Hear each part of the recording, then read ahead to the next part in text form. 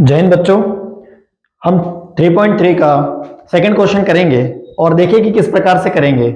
इस क्वेश्चन को हम प्रतिस्थापन और विलोपन दोनों विधि से कर सकते हैं, परंतु यहाँ पर वो प्रतिस्थापन विधि में क्वेश्चन देकर के रखा है तो हमें प्रतिस्थापन विधि से ही हल करना होगा। और प्रतिस्थापन विधि जो होती है वो आपको पता है कि किस प्रकार से हमें सॉल्व करना है, उसका चरण आपको पता है कि दोनों में से देखिए पहले तो हमें ये दो इक्वेशन देकर के रखिए। इक्वेशन क्या है? 2x + 3y is equal 11। इसको हम इक्वेशन नंबर 1 कहेंगे और ये है 2x - 4y इज इक्वल -24। इसको इक्वेशन नंबर 2 कहेंगे। तो ये दो इक्वेशन हमको देकर के रखी है और इसको हमको प्रतिस्थापन विधि से हल करना है। तो हम क्या करेंगे, समीकरण 1 से। इसमें कोई एक समीकरण लेना होता है तो यहां पर हम समीकरण 1 लेंगे। तो समीकरण 1 से, अब समीकरण 1 से क्या, तो देखिए समीकरण 1 से हम क्या करेंगे, किसी भी एक चर का मान निकाल लेंगे। तो यहां पर हमारे पास में है 2x + 3y इज इक्वल 11। तो यहां हम क्या करते हैं, 2x और प्लस का 3y इधर काम में चला जाएगा तो माइनस का 3y बन गया। अब क्या करेंगे भाई, तो अब जो है x को यहीं रहने देंगे, 11 - 3y और अपॉन में क्या लेके चले जाएंगे 2।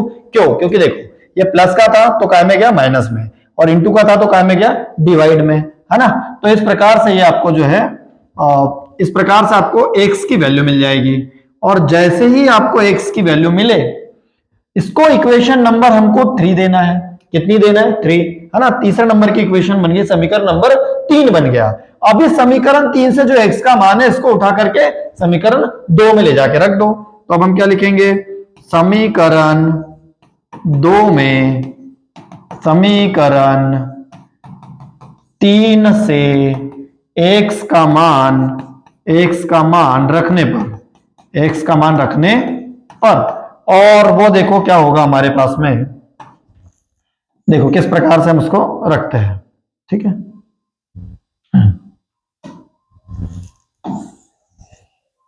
तो ये हमारे पास में जो है समीकरण 3 में हम रखेंगे। तो सबसे पहले समीकरण 2 में रखेंगे मान। तो समीकरण 2 को पहले सबसे पहले उतार लिया जाए।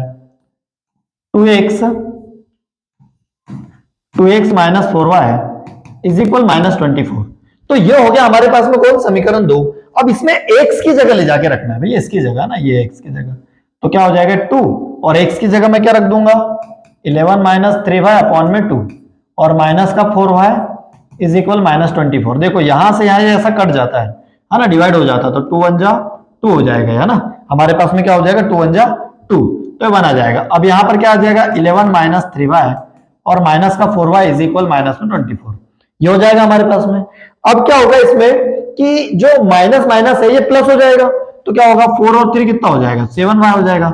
लेकिन चिन्ह का आएगा माइनस का ही आएगा, ऋण ऋण का धन और चिन्ह भी ऋण। तो अब धन का 11 कहां गया, तो इधर गया। चर चर को एक तरफ कर लिया और अचर अचर को एक तरफ कर लिया, तो -24 और -11 ये हो जाएगा -7y, है ना। और ये हमारे पास में क्या आ जाएगा 4 और 1 5 हो गया, ये 2 और 1 3, क्योंकि माइनस माइनस क्या होता है प्लस, और माइनस का चिन्ह भी आना ही आना है।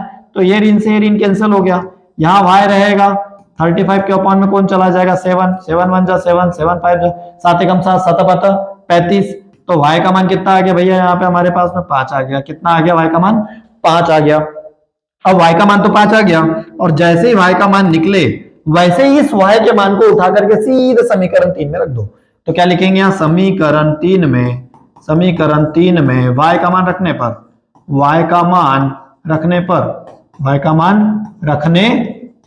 अब हमारे पास में समीकरण 3 क्या है, देखो यह समीकरण 3 x बराबरी से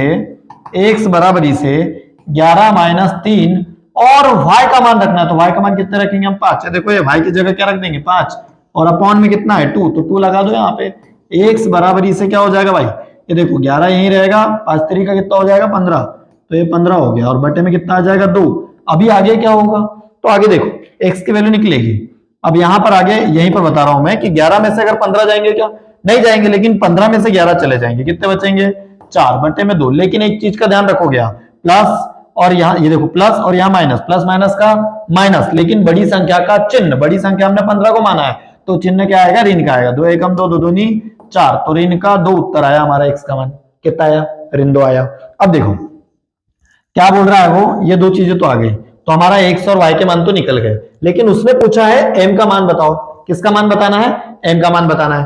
तो m का मान बताने के लिए हम समीकरण को लिख देंगे y is equal M X plus में 3। अब क्या होगा देखो, y का मान कितना हमारे पास में 5 है, तो इस 5 को यहां रख दो। m का मान कुछ नहीं है, x का मान कितना है, ऋण का 2, तो ऋण का 2 लिख दो यहाँ पे, और धन का ये क्या हो जाएगा, 3 हो जाएगा। अब देखो भाई, m का मान निकालना है ना, तो बाकी सारी वैल्यूज को इधर ट्रांसफर कर दो। सबसे पहले कौन आएगा, जो दूर का है वो पहले आएगा, तो 5 है तो प्लस का 3 दूर है तो वो पहले आ गया, -3 में आ गया। m इंटू में माइनस का 2 जैसा का वैसा है। अब 5 में से 3 गया तो कितने बचते हैं, आपको पता है 2 बचेंगे, है ना। और यहाँ पर क्या हो जाएगा, गुने का काम में आ जाएगा भाग में, तो ऋण का 2 आ गया यहाँ पे।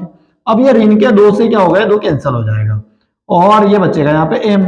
अब ये वाला ऋण ऊपर चढ़ गया तो ऋण 1, क्योंकि 2 एकम 2 हो गया। अब क्या आ गया यहाँ पर हमारे पास में m का मान आ गया, तो इस m के मान को हम बोलेंगे कि ऋण 1 है।